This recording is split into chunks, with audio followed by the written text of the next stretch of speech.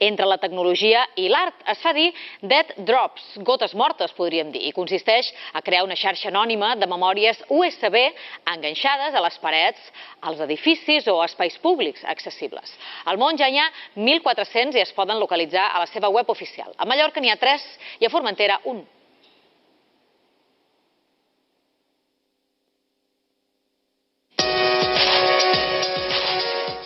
Al 2010, l'artista alemany Aram Bethol va fer una peculiar performance a Nova York.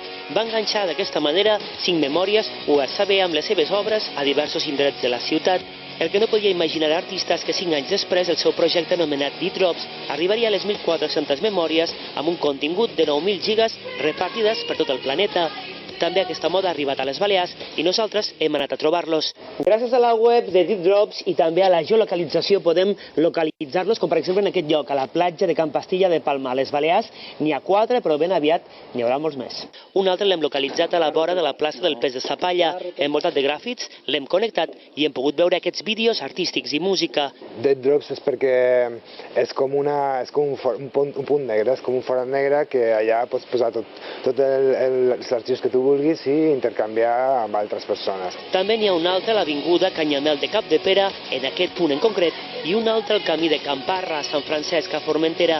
Entitats de defensa del patrimoni comarca alerten que aquest fenomen es faci a edificis protegits.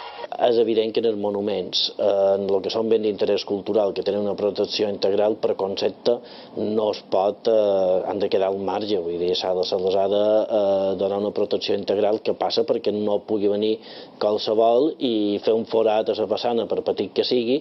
Un fenomen que es mou entre la tecnologia i l'art. Els D-Drops ja s'estan convertint en els missatges dins d'una botella del segle XXI.